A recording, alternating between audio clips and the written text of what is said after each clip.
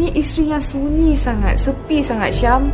You boleh tolong I janji I takkan bagi tahu Farid. Rahsia ni I akan simpan sampai mati. Macamnya kawan. Abang!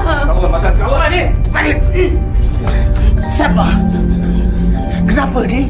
Tok! Dia ni memang tak guna, Tok. Biar saya pijak dia muka. Dia rogol isteri saya, Tok. Sudahlah, Tok. Sudah. Dia dah tak ada. Kau ni memang kawan tak guna. Aku percaya kau rogol isteri aku.